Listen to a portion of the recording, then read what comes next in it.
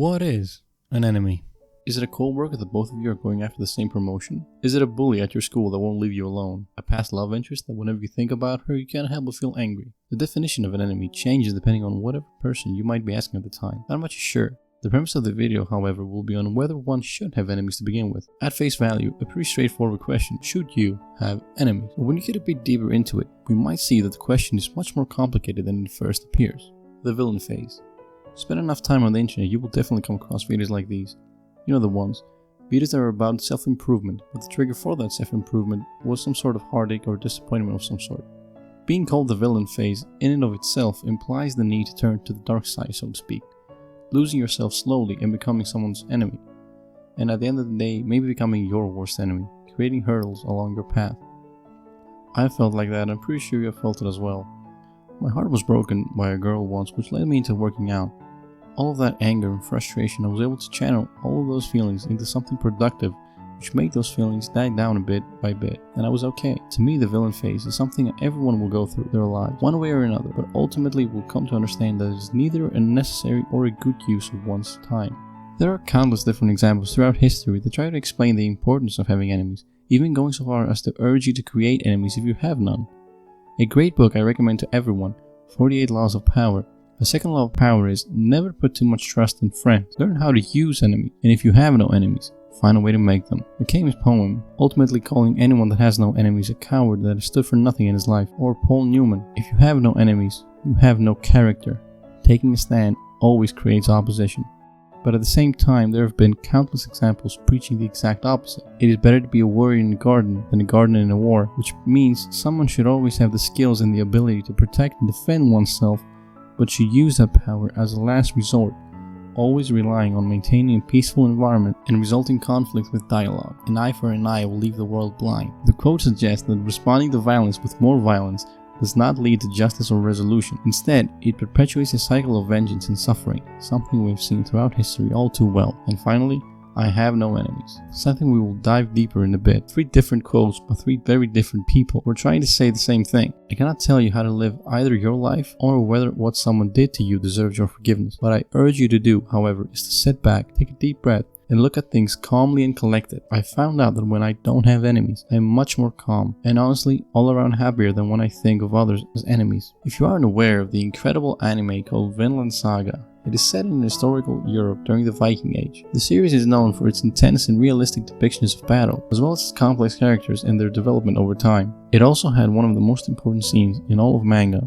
or in my opinion, of all time. Something that when I first saw it, I instantly understood and believed it. I have no enemies. A very simple yet profound statement that reflects the tranquility and harmony I strive to maintain in my life, fostering positive connections and understanding with those around me. I urge you, if you haven't seen Vinland Saga, definitely deserves a try. I will be spoiling parts of season 1 and 2, so be warned. Thorfinn is a character who devoted his life around revenge. After he saw his father's life being taken in front of him, he found he eventually would get his revenge. Askeladd, the man who killed Thorfinn's father, took him in, leading him with the hope that if he fought for him, Askeladd would battle Thorfinn daily, giving him ample opportunities for revenge. Thorfinn blindly followed Askeladd, battle after battle, killing innocent people who did nothing to him. It all meant nothing as long as one day he would be able to get his revenge. 10 long years of being in the battlefield hardened both Thorfinn's mind and body, making him one of Askeladd's best fighters. Still, however, he was unable to best him in combat. In those years, we have seen some moments where Thorfinn understands the gravity of his actions, but he quickly pushes those feelings aside, justifying to himself that it's all Askeladd's fault, and that when he's dealt with, Thorfinn can go back to his family. After some plot-relevant things happen, at the end of season 1, Askeladd is granted an audience with the king, where we see his true plans were to kill the king, taking revenge for his homeland. This of course falls with Askeladd being quickly taken care of by the guards. As soon as Thorfinn hears the news, he rushes to Askeladd's side, almost rushing to his side to protect him, protect the reason for all the horrible action he has taken, protect the reason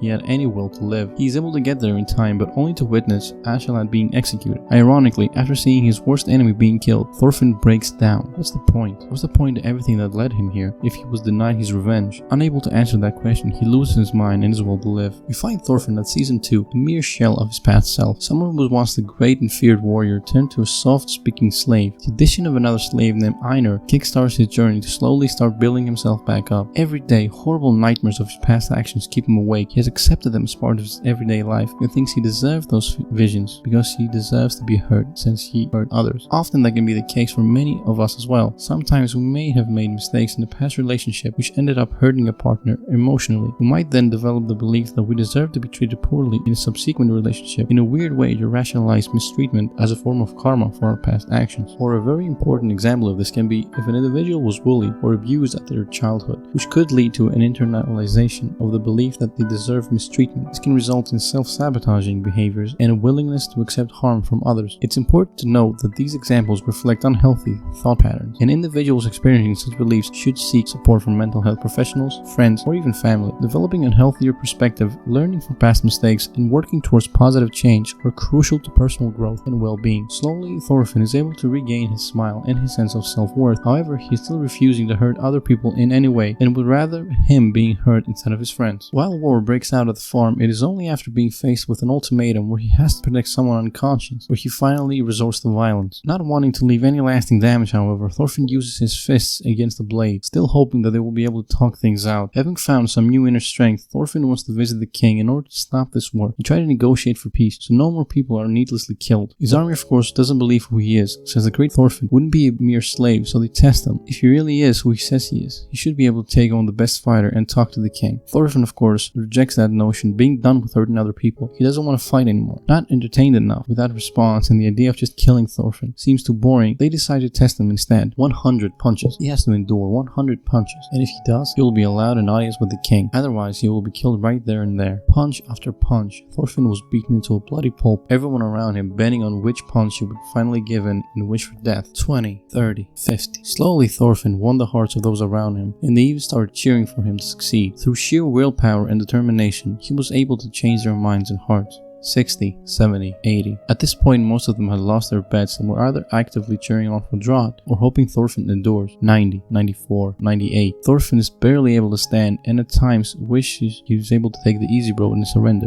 But he knows that all of the mistakes he had made, he needed to be the change he wanted to see in the world. 99, 100. Drought is visibly upset, tired, but most importantly amazed by Thorfinn, even apologizing for ever doubting him, letting him know that he's a true warrior. After that incredible display, the commander comes and asks him, "You're obviously well trained and could take him on to prove who you are and meet the king that way. Why didn't you strike back?" Which leads to Thor giving him probably the greatest monologue in anime history. Had you beaten Drought, it would have proven that you used to be an Imperial Guard to His Majesty. Well, that's a dumb question to ask, isn't it? It makes no sense to beat someone when you're trying to negotiate for peace. Especially since I just met you guys today. We don't know anything about each other. I have no grudges against you. So why? Why do we have to fight? It's absurd. The only people that should be fighting are Ketil and King Canute.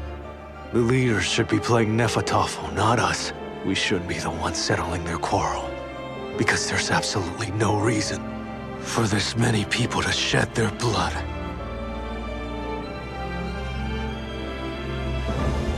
It shouldn't be us. We've just met each other. And that means no one here is my enemy.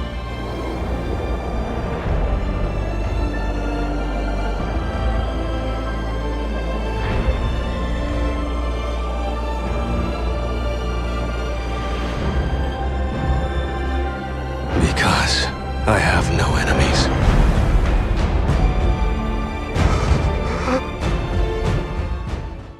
I was stunned the first time I saw that. It made me so mad. Mad at myself. I realized that all my life I had been holding grudges against people, rarely talking about my feelings, letting the frustration and anger build up. Now, to be fair, I don't know you. I don't know your experiences, and I don't know how hurt you truly are. I bet there were times in your life that you wanted to get back at people and hurt them like they hurt you. And to be honest, people will hurt you all the time. Maybe it will be your significant other being unfaithful, maybe a friend talking shit about you, maybe a coworker throwing you under the bus to make themselves look better. That scene truly explains that there are wrong and right ways of moving on and forgiving people. Don't get me wrong, I'm not saying you should be a doormat and let people walk all over you. Like Thorfinn said, there will be times where you need to stand up for your beliefs. Stand your ground, but that is all you need to do. Stand your ground. Stand up for yourself. You have no reason to go after them. Going out of your way to get back at them. You have your own journey and goals. Everyone has their own battles and demons they must carry, and we are all human. We are going to hurt people, whether intentional or not. We carry those feelings of regret, anger, and sadness in order to climb out of that hell that they drag us down. The very same way Thorfinn tries to escape his hell once he understands the magnitude of his horrific actions. Vinland Saga tries to teach us that you need to own up to your mistakes and flaws. Don't cast them out, trying to appear perfect. No one is perfect. Best you can do is be kind to people and hope they return in kind. If not, forgive and forget. We have this beautiful gift of life and every second counts. Think about it. Would you rather spend your days talking shit on Reddit with someone you don't even know or care about, trying to change their opinion, or would you rather spend some quality time with friends and family? I understand for whatever reason, it's so much easier to write people off and stay angry at them, not resolving the conflict, burning bridges along the way, than to try to extend a handshake, talk things out, understand both sides, and find common ground. In the end, we see that Thorfinn's father was right all along. The true warrior needs no sword.